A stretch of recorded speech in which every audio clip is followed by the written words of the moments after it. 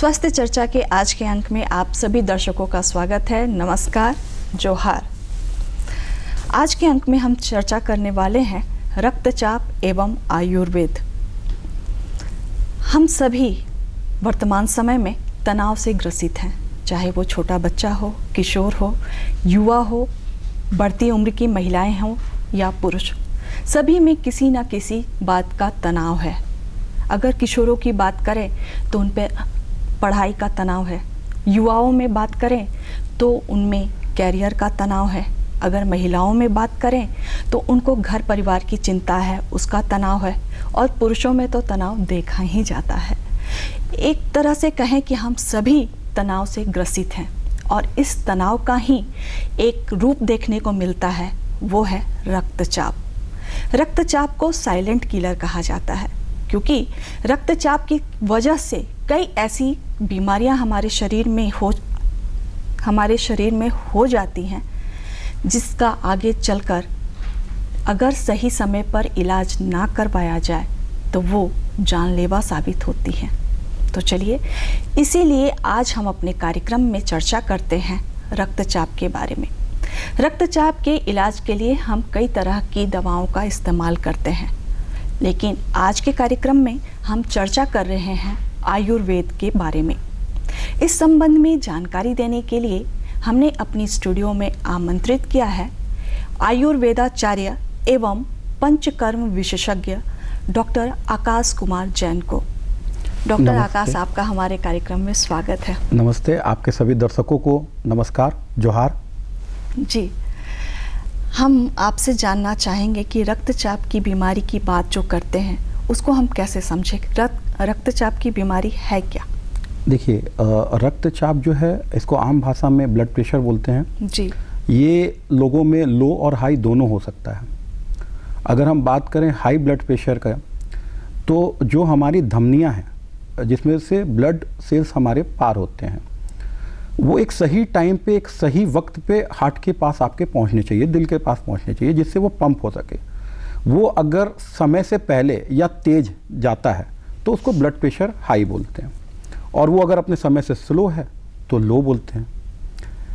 तो सिंपल भाषा में ये कहा जाता है कि ब्लड जो हमारे शरीर में, पूरे शरीर में हर जगह है, अगर हम पैर में भी चोट लगता है तो ब्लड निकलता है जी, और कान में भी चोट लगता है तो ब्लड निकलता है। तो जो ब्लड का टाइमिंग है वो सही तरीके से पूरे शरीर में जाए तब तो आप स्वस्थ हैं। लेकिन अगर वो ऊपर और या नीचे हो रहा है, यानी कि अगर वो सही समय अगर अपना मेंटेन नहीं कर रहा है, तो आपको ब्लड प्रेशर की बीमारी है। चाहे वो हाई हो सकता है, चाहे वो लो हो सकता है। जी जी। तो ब्लड प्रेशर की सबसे इजी परिभाषा यही है, और इसको साइलेंट किलर बोला जाता है। जैसा आपने शुरू में कहा, इसको साइलेंट किलर इसलिए कहा जाता है कि आज के डेट में 90% लोगों को पता ही नहीं है कि उनको ब्लड प्रेशर है जी, क्योंकि उन्होंने कभी जांच ही नहीं कराया। वो अपने रूटीन लाइफ में इतने व्यस्त हैं कि वो जांच करवाते नहीं हैं। वर्क प्रेशर है जिसके चलते उनको पता ही नहीं है, वो उसको एडॉप्ट कर चुके हैं, जिससे उनको पता ही नहीं चल पाता है कि वो एक ब्लड प्रेशर के पेशेंट हैं।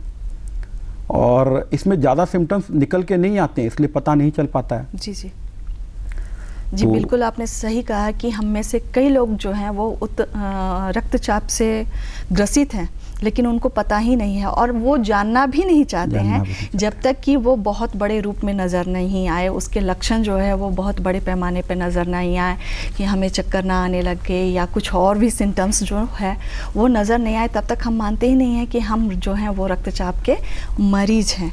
लेकिन यहाँ पर हम आपसे जानना चाहेंगे कि उच्च रक्तचाप से जो ग्रसित हैं उनमें कौन कौन से लक्षण नज़र आएंगे, और जो निम्न रक्तचाप से ग्रसित हैं उनमें कौन कौन से लक्षण नजर आएंगे? जब उच्च रक्तचाप का बात आती है तो उसमें चिड़चिड़ाहट जी, स्वेट, पसीना बहुत ज़्यादा आना, ये छोटे छोटे से लक्षण हैं जिसको लोग इग्नोर कर देते हैं। इसी को वो पहचान नहीं पाते, उनको लगता है गर्मी ज़्यादा है इसलिए शायद मुझे पसीना आ रहा है, और वर्क प्रेशर ज़्यादा है इसलिए मैं चिड़चिड़ा होते जा रहा हूँ, जबकि वो इसके कारण को नहीं जानना चाहते हैं कि आखिर ऐसा क्या हुआ जो मुझे इतना पसीना आया या मैं इतना चिड़चिड़ा होते जा रहा हूँ। अगर उसी टर्म में वो अपना बीपी जांच करवाएं तो स्वाभाविक है उनका बढ़ा हुआ निकलेगा। तो बहुत सर में दर्द होना, ये भी एक सिम्टम्स है। लोग एक पेन किलर ले लेते हैं और काम आगे कर लेते हैं कि आधा घंटा में आराम लग गया और हमारा काम हो गया, लेकिन वो कारण नहीं जानना चाहते हैं कि आखिर मुझे ये क्यों हो रहा है ये चीज़, जिसके चलते ही ये जो बीमारी है आज इतना फैल चुका है। आज का जो रेशियो है वो हर तीसरे आदमी को रक्तचाप की बीमारी है, चाहे वो यंगस्टर हो चाहे वो बुजुर्ग हो, इन दोनों में ये सबसे ज़्यादा पाया जा रहा है। और आजकल तो बच्चों में भी ये पाया जा रहा है, क्योंकि वो स्टडी का प्रेशर इतना ज़्यादा लिए हुए हैं कि उनको घबराहट होने लगती है। तो ये हो गया हमारा हाई ब्लड प्रेशर के लिए जी। अब लो के लिए वही बात है, टाइमिंग सही समय पे नहीं पहुंच पाना। तो समय पे क्यों नहीं पहुंच पा रहा है ये जानने के लिए तो पहले हम उनका दिनचर्या देखेंगे जी, कि किस प्रकार का उनका रहन सहन है। ठीक है, दोनों ही केस में, चाहे वो हाई हो चाहे वो लो हो, दोनों में आपको 3 चीज़ों का ध्यान रखना है, दिनचर्या, ऋतुचर्या और रतिचर्या जी। ठीक है, दिनचर्या, आप कितने बजे उठते हैं, आप कब ब्रेकफास्ट करते हैं, कब लंच करते हैं और कितने बजे करते हैं। ऋतुचर्या, मौसमी फल, मौसमी सब्जियों का आप सही समय पे उपयोग कर रहे हैं, सब्जी फ्रेश है, फ्रिज का वो ज़्यादा दिन का वो आजकल जो फ्रिज में रखने का है वो ना हो जी। ठीक है, और रतिचर्या यानी नींद पूरी हो रही है कि नहीं आपकी जी, क्योंकि नींद नहीं होने से भी आपका ब्लड प्रेशर बढ़ता है। ठीक है, अब आते हैं हम लोग कि दिनचर्या में क्या क्या गलतियां हमसे होती हैं। बिल्कुल, दिनचर्या में हमसे गलतियां ये होती हैं कि हम सवेरे जो हमारा उठने का समय का 5 बजे उठने का जो समय है, हम उठ रहे हैं 9 बजे 10 बजे, फिर उसके बाद ऑफिस जाने का प्रेशर है, हम नाश्ता स्किप कर रहे हैं। बिल्कुल, और जो भी आया भाग दौड़ में जो भी खाया सही है नहीं है बस डाला और चल दिया। ठीक है, इससे दोनों चीज़ें हो जाती है। अगर मैं जंक फूड खा रहा हूँ ज़्यादा तो बढ़ने के चांसेस हैं, और मैं अगर प्रॉपर नहीं खा रहा हूँ तो मुझे पूरा जो हमारा विटामिन्स मिनरल्स जो मुझे मिलना चाहिए वो नहीं मिल पा रहा है, तो लो हो रहा है। तो ये हो गया दिनचर्या। अब आते हैं मौसमी फल वगैरह का। आजकल आप देख रहे हैं कि पूरे हाइब्रिड सिस्टम से पूरा सब्जी हो रहा है जी हाँ। तो उससे कहीं ना कहीं तो शरीर में इफेक्ट हो ही रहा है। आज हम लोग पैकेट फूड, जंक फूड ज़्यादा खा रहे हैं। ठीक है, तो इससे क्या होता है कि जो हमारा ऋतु का जो फल है या ऋतु का जो सब्जी है वो सही मात्रा में हम नहीं खा पा रहे हैं। बिल्कुल, इस चक्कर में इसको खाने से हमारा सही समय पे सही भोजन करने से हमारा रक्तचाप से बहुत कुछ हम अपने आप को बचा सकते हैं जी। फिर आते हैं रतिचर्या। बात वही हो जाती है, रात को पार्टी कर रहे हैं, 10 बजे सोने का टाइम है लेकिन 12 बजे 1 बजे सो रहे हैं, प्रॉपर नींद नहीं हो रही है, आपका हर्ट है। जो हम एक सिंपल भाषा में समझते हैं कि हमारा 1 HP का मोटर लगा हुआ है और हम उससे 1.5 HP का काम ले रहे हैं, तो हमारे क्या हो रहा है, मशीन ज़्यादा वर्क कर रहा है जी, तो मशीन फेल्योर होने का चांस ज़्यादा हो जाता है जी, क्योंकि हमको उससे कम काम लेना है, हम उससे ज़्यादा ले रहे हैं, और जो हमें काम लेना है वो हम नहीं ले रहे हैं। सवेरे जो हमें उठ करके योगा से या एक्सरसाइज करके अपने शरीर को वो करना चाहिए, उसमें हम नहीं खर्च करके हम उसमें खर्च कर रहे हैं कि पार्टी वगैरह में जी हाँ, और स्ट्रेस वगैरह में। उस चलते ये ब्लड प्रेशर की शिकायत आज के डेट में आ रही है जी जी। आपने कारणों के बारे में बताया कि हमारी दिनचर्या, ऋतुचर्या और रतिचर्या पूरी तरह से डिस्टर्ब हो रही है, जिसकी वजह से हमारे जो रक्तचाप की समस्या है वो बढ़ती जा रही है। इसके अलावा भी क्या हम मान सकते हैं कि हमारे जो पारिवारिक पृष्ठभूमि होती है, क्या आनुवंशिक कारण भी होते हैं रक्तचाप के लिए? बिल्कुल, बिल्कुल होती है। घर का माहौल भी डिपेंड करता है, और आप इसको इस तरीके से लेके चलिए कि हमारे शरीर में 3 दोष होते हैं, वात, पित्त, कफ जी हाँ। ये इसको अगर हम डिफाइन करें पंचकर्मा के इसमें, आयुर्वेद के उसमें, तो जब हम ब्लड प्रेशर मशीन अपने हाथ में लगाते हैं और ब्लडर को जब हम पंप करते हैं, जब हम उसको पंप करते हैं तो हमारा ब्लड सर्कुलेशन रुक जाता है। उससे क्या होता है, ब्लड प्रेशर रुका हवा के दबाव में, हवा वायु, यानी कि हमारे शरीर में दूषित वायु बढ़ रहा है, जिसके चलते हमारा ब्लड सर्कुलेशन बढ़ रहा है। अब आते हैं हम लोग पित्त जी हाँ। ठीक है, पित्त, आप किसी का टेम्परेचर फीवर आता है, आप थर्मामीटर उसके जीभ के नीचे लगाते हैं, लेकिन आप देखिए तो भी पारा जो है वो बढ़ रहा है। इसमें तो हमने वायु का प्रयोग नहीं किया, लेकिन फिर भी ये बढ़ रहा है। क्यों बढ़ रहा है ये? क्योंकि हमारे अंदर पित्त जो है वो डोमिनेट करने लगा, इसलिए वो बढ़ने लगा। तो ये हो गया पित्त का रोल। अब आते हैं हम लोग कफ का रोल। आपने पाइप देखा है पानी बगान में, जब हम उसमें आगे उंगली लगाते हैं तो वो एकदम तेज धार मारता है। जी हाँ, है ना। तो बस हमारी धमनियों से जो सर्कुलेशन ब्लड का होना चाहिए वो अवरोध होकर के जो जा रहा है, जिसके चलते हमारा बीपी बढ़ रहा है। तो ये वात पित्त में है, और क्योंकि ये वात पित्त कफ सबके शरीर में है जी, तो ये बीमारी जेनेटिकली भी होना लाजमी है। अगर घर का माहौल वैसा है, स्ट्रेस युक्त वो है, खाना पीना नहीं है, तो जो हम खा रहे हैं वही बच्चे भी खा रहे हैं, बिल्कुल। तो उनको भी होना जरूरी है। जी, ठीक है, ये व्यवहारिक हो गया। और कुछ चीज़ें, बीमारियां तो किसी को भी कभी भी हो सकती है। जी हाँ, बिल्कुल। सही होता है कि उसको कब हम सही टाइम पे उसको डायग्नोस कर सकें। जी, ठीक है। तो इसका भी एक कारण, मेन कारण रहता है कि अगर फादर को है तो बेटे के होने के चांसेस रहते हैं, लेकिन जब हम आयुर्वेद में और योग से उसको अगर कंबाइन करें तो वो चांसेस कम हो सकती हैं, जी, बहुत हद तक कम हो सकती हैं। और ऐसे देखा जाए तो आयुर्वेद तो बीपी रक्तचाप को मानता ही नहीं है। जी, क्यों नहीं मानता है? उसका एक बहुत अच्छा लॉजिक है। जी, आयुर्वेद एक प्राचीन काल से चला आ रहा है। बिल्कुल। प्राचीन काल में ये समस्या नहीं होती थी। बिल्कुल नहीं होती थी। ठीक है। तो वो ये कहता है कि रक्तचाप आप अपने आप से कंट्रोल कर सकते हैं इन सब चीज़ों को ध्यान में रख के, कि सही टाइम पे उठना, सही टाइम पे सोना, सही टाइम पे खाना। इससे होने वाली जो बीमारियां हैं, जैसे हार्ट अटैक, स्ट्रोक, ठीक है, तो इन चीज़ों को इनका ट्रीटमेंट किया जाए। बीपी तो आप खुद भी कंट्रोल कर सकते हैं इस रूटीन को फॉलो करके। इसलिए आयुर्वेद तो बीपी को बहुत ज़्यादा उसको मानता ही नहीं है। आपने बिल्कुल सही कहा कि पुराने ज़माने में, या हम अपने प्राचीन भारत की बात करें तो वहाँ पर रक्तचाप की समस्या होती नहीं थी या देखी नहीं जाती थी, या वर्तमान समय के परिप्रेक्ष्य में हम कह सकते हैं कि हम या तो जागरूक हो गए हैं अपनी बीमारियों के प्रति, या पहले हमें ज्ञान ही नहीं था कि हाँ हमारा जो है सर घूम रहा है या कुछ है, क्योंकि वहाँ पर बिल्कुल एक निश्चित दिनचर्या होती थी। इतने बजे सोना है, इतने बजे उठना है, घड़ी देखना नहीं था। जहाँ सूरज की किरणें यहाँ पड़ रही हैं तो ये नाश्ता का समय है, सूरज की किरणें उतनी दूर पड़ी तो हाँ ये दोपहर के खाने का समय है। ऐसे करके भी आज भी हमारे ग्रामीण क्षेत्रों में यही चला आ रहा है। सूरज की किरणों के आधार पे वो सुबह का नाश्ता, दोपहर का खाना और शाम का जो नाश्ता खाना होता है उसके आधार पे करते हैं, और वहाँ बहुत कम समस्या जो है वो रक्तचाप की देखने को मिलती है। लेकिन हमारे यहाँ छोटे उम्र से ही बच्चों में ये समस्या देखने को मिलती है। तो यहाँ पर हम जानना चाहेंगे कि हम अवेयर हुए हैं या ये सही में ये बीमारी जो है वो बढ़ रही है? नहीं, ये बीमारी सही में बढ़ रही है, हम अवेयर नहीं हुए हैं।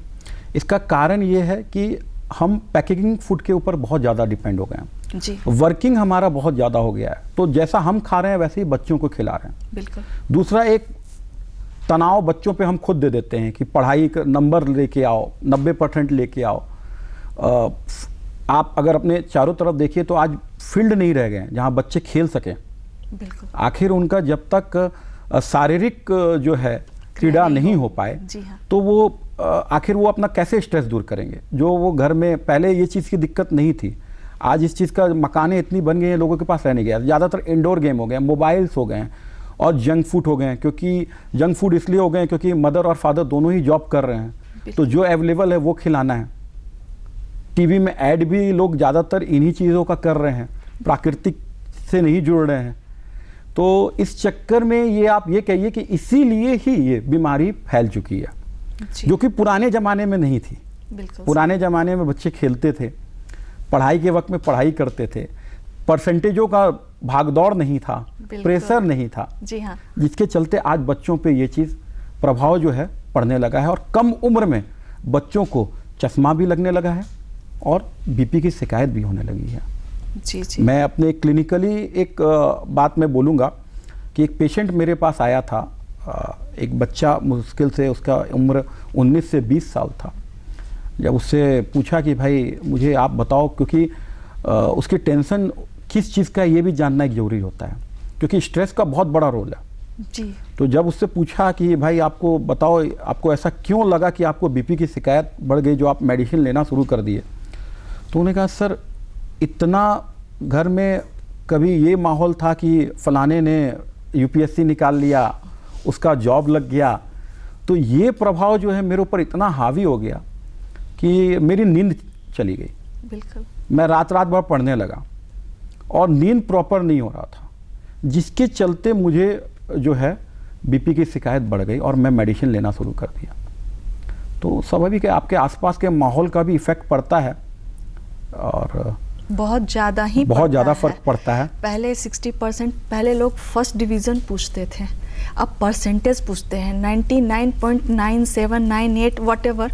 इतना ज़्यादा आजकल लोग परसेंटेज पे निर्भर हो गए हैं कि डिवीज़न जो है वो पीछे छूट गया है।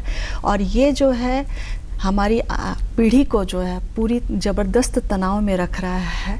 इस बात को हम अभिभावक भी काफ़ी हद तक इसके लिए दोषी हैं, खुद भी तनाव में हैं और अपनी आने वाली पीढ़ी को भी तनाव दे रहे हैं।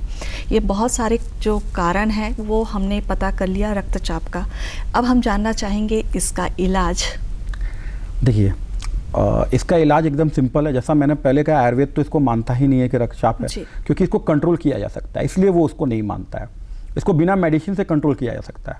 आप अगर डिसिप्लिन में अपनी लाइफ को ले आते हैं, यानी सवेरे उठना, योगा करना, एक्सरसाइज करना, सही टाइम पे सही मात्रा में और सही ब्रेकफास्ट लेना, प्रॉपर नींद लेना, सही अनाज का चयन करना, जंक फूड फास्ट फूड से दूर रहना, अगर इस चीज़ को अगर हम फॉलो करते हैं तो स्वाभाविक है कि आपको ये बीमारी नहीं होगी। हाँ, एक चीज़ आपका निकल आ सकता है, 1-2% उन लोगों का जिनका जेनेटिकली जो हम लोग पहले बात किए कि उनको निकल के आए, तो उसको भी हम लोग कंट्रोल कर सकते हैं। ऐसा नहीं है कि उसके लिए भी मेडिसिन लेना पड़े। लेकिन जब बात मेडिसिन तक भी आ जाए कि नहीं हमारा हम उतना टाइम नहीं दे पा रहे हैं, या हमारा वर्क प्रोफेशन ऐसा है कि हम उतना टाइम नहीं दे सकते हैं, तो मेडिसिन मुझे खाना पड़ा, तो सही समय पे सही मेडिसिन लेना, उसमें भी समय का एक पावर, तभी आप उसको कंट्रोल कर सकते हैं जी। आयुर्वेद के साथ सबसे अच्छी खासियत यह है कि मेडिसिन आपके घर में भी अवेलेबल है जी। जैसे अश्वगंधा जी। अश्वगंधा एक प्रकार से आपका हर्ब्स है, बिल्कुल ठीक है। तो आप केमिकल बेस पे नहीं जा करके आप नेचुरल तरीके से अश्वगंधा की प्रॉपर मेडिसिन लेकर के भी कंट्रोल कर सकते हैं। अर्जुन की छाल के बारे में कहा जाता है कि ये हार्ट के लिए जो है एक प्रकार से प्रोटेक्शन देता है, एंटीवायरस का काम करता है, एक ऐसा लेयर बना देता है हार्ट की तरफ कि कोई जोर उस पर नहीं चढ़ पाता है। तो अर्जुन की छाल की बात आप कर रहे हैं, तो वो जो हमारे यहाँ अर्जुन का पेड़ होता है उस पेड़ का छाल, जी जी जी बिल्कुल। अगर आप उसको मेडिसिन वे में लें तो अर्जुनारिस्ट आता है, हिमालय का अर्जुन टैबलेट्स भी आते हैं जी। आप उसको भी ले सकते हैं। और मैं तो बोलता हूँ कि आप अगर आपके घर में पेड़ है तो आप उसका छाल निकाल करके आप उसको उबालिए, छान के पीजिए, वो भी काफ़ी है। बहुत अच्छा है ये तो, और बहुत आसानी से उपलब्ध भी बहुत है। आसानी से उपलब्ध है। और योगा जरूर कीजिए जी। देखिए योगा के साथ आदमी का क्या दिमाग में आता है कि योगा कर रहा है मतलब वेट लॉस करना होगा, बिल्कुल हाँ। या फिर उसके दिमाग में होगा इसको कोई बीमारी हो गया इसलिए ये योगा कर रहा है, पहले तो नहीं करता था। जबकि आपको हेल्दी रहने के लिए योगा करना चाहिए, आपको अपने शरीर पे 1 घंटा समय देना ही चाहिए। बिल्कुल। और जब आप योगा के साथ आयुर्वेद को अपनाते हैं तो आयुर्वेद का मूल मंत्र है कि स्वस्थ शरीर रहना चाहिए। हमें वो नौबत ही नहीं आने देना चाहिए कि आप बीमार पड़ें। तो ये तभी हो सकता है जब हम योगा और आयुर्वेद दोनों को एक साथ लेके चलें। जी। योगा आपको इसलिए नहीं करना है कि आपको ये फलाना बीमारी ना ये हो गया है, आपको योगा इसलिए करना है कि हमें फिट रहना है, फलाना बीमारी ना हो। जी जी ठीक है, हमें फिट रहना है और हमें फिट रहने के लिए ही मेहनत करना है, हमें बॉडी बिल्डर तो बनना नहीं है। बिल्कुल। पंचकर्म की भूमिका जानना चाहेंगे हम रक्तचाप की बीमारी में। जी बिल्कुल। पंचकर्मा वमन, विरेचन, नश और बस्ती, अनुवासन बस्ती और मात्रा बस्ती, इसको पंचकर्मा कहा जाता है। ये 5 प्रकार के कर्म हैं। जी। तो जब ब्लड प्रेशर की बीमारी आती है तो उसके जब दुष्प्रभाव आते हैं, स्ट्रोक आया या पैरालिसिस वगैरह हुआ, तो उसमें हम लोग सिरोधारा का उपयोग करते हैं। जी, सिरोधारा, वो तेल, हाँ जी, एक बर्तन में लेकर तेल जो है वो उसको थोड़ा सा गर्म किया जाता है और फिर एक निश्चित दूरी पर लेकर सर पे वो तेल की धारा गिराई जाती है। बिल्कुल शायद बिल्कुल वो है बिल्कुल, शिरोधारा। वो सिरोधारा है और उसके बहुत फायदे हैं। अगर आप देखेंगे तो अनिद्रा, माइग्रेन, ठीक है, इन दोनों में इसका बहुत अच्छा उपयोग है, जिसको अधकपारी भी बोला जाता है। बिल्कुल। पैरालिसिस में भी इसका बहुत उपयोग है। तो ये एक पंचकर्मा जो है ये बीपी के लिए बहुत फ़ायदेमंद है, क्योंकि जब आप ये प्रोसेस कर रहे होते हो, 40 मिनट का ये प्रोसेस रहता है, तो इसमें उस वक्त शख्स को बहुत अच्छी गहरी नींद आ जाती है। उस प्रोसेस में साइलेंट वे में ये प्रोसेस होता है और 21 डेज तक ये प्रोसेस किया जाता है। तो जब एक बार नींद आने की आदत लग जाती है 21 दिन तक में, तो फिर वो आदत बनी रह जाती है। जी जी, और जब नींद आ जाएगी सही समय पर तो आपका तनाव जो है आपसे कोसों दूर होने लगेगा, होने लगता है। दूसरा स्वेदन रहता है। अब स्वेदन भी उसी के उसमें है कि आपको किस जगह पे स्ट्रोक या किस जगह पे आपको पैरालिसिस मार दिया है, यानी बीपी का जो दुष्प्रभाव हो चुका है उसमें क्या है, तो उसके हिसाब से स्वेदन होता है। बेसिकली ये भी एक हीट थेरेपी है। तो इसमें नसों पे हम लोग हीट थेरेपी यानी पत्र पिंड से या चूर्ण पिंड से हम लोग उसको सेकाई करते हैं और ब्लॉकेज खोलते हैं। जी, यहाँ पर हम जानना चाहेंगे कि जब हम पंचकर्म की बात कर रहे हैं रक्तचाप के परिप्रेक्ष्य में, तो यहाँ जानना चाहेंगे कि क्या रक्तचाप बढ़ने से जो दुष्प्रभाव पड़ते हैं उस वक्त हम लोग पंचकर्म अपनाते हैं या रक्तचाप से बचाव के लिए भी पंचकर्म अपनाते हैं? देखिए, कुछ चीज़ों तो बाद के लिए होती हैं और कुछ चीज़ों पहले से होती हैं, जिसको कहते हैं precaution is better than cure. जी हाँ, ठीक है।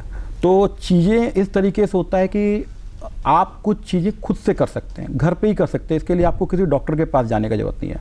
इसमें मैं आपको 2 पंचकर्मा ऐसा बता देता हूँ, अपने दर्शकों को ये बता देता हूँ कि 2 प्रोसेस हाँ, जो उनके लिए बहुत लाभदायक जी बिल्कुल होगा। पहले लोग को आप देखते होंगे, मैं तो झारखंड का ही कल्चर में देखता आया हूँ, जो बहुत अच्छा कल्चर था। पहले लोग नदी में जब नहाने जाते थे तो अपने साथ सरसों तेल की एक छोटी सी डिब्बी लेके जाते थे और पूरे शरीर में उस तेल को लगाने के बाद ही नहाते थे। जी हाँ, तो वो एक स्वेदन का रूप हुआ। स्वेदन, जी बिल्कुल। जब आप उस तेल से पूरे शरीर में लगाते थे तो ब्लड सर्कुलेशन आपका सही हो जाता था और आपके स्किन टू स्किन जब टच होता था तो आपका कहीं पे कोई छोटा मोटा ब्लॉकेज जो शुरुआती दौर का रहता था वो धीरे धीरे, क्योंकि आप रेगुलर उस चीज़ को कर रहे थे, तो वो जम नहीं पाता था। जी हाँ, मालिश करते वक्त जो उष्मा पैदा होती है, जो गर्मी पैदा होती है, सो ब्लॉकेज जो जी है बिल्कुल वो बिल्कुल बनने नहीं देती। तो एक तो ये हो गया जिसको हम कर सकते हैं। दूसरा, नाक में नश्य, नाक में सरसों तेल का 2 बूंद हमेशा। बहुत सिंपल प्रोसेस है। आप अपनी दोनों उंगलियों को डालिए और नाक में रख के खींचिए। ये एक सिंपल सा प्रोसेस है। ये नहाने से पहले करना है? नहाने के पहले या नहाने के बाद कभी भी कर सकते हैं, लेकिन नहाने के बाद ही कीजिए आप इसको। ये भी बहुत अच्छा एक पंचकर्मा का रूप है, इसको नश्य कहते हैं। जी। इससे क्या होता है ना, ये आपके अंदर में ड्राइनेस नहीं होने देता है। जी, ठीक है। तो आजकल जो एसी कल्चर चल रहा है, ऑफिस वगैरह में एसी और बाहर निकलते ही गर्मी, तो साइनस का बीमारी बहुत ज़्यादा हो गया है। जी, ठीक है। तो हम इस चीज़ को अगर करते रहेंगे तो ये चीज़ हमारा ड्राइनेस नहीं होने देगा और साइनस नहीं बढ़ पाएगा। तो ये 2 पंचकर्मा आप रेगुलर यूज़ कर सकते हैं। दूसरा एक क्रिया होती है ऑयल पुलिंग।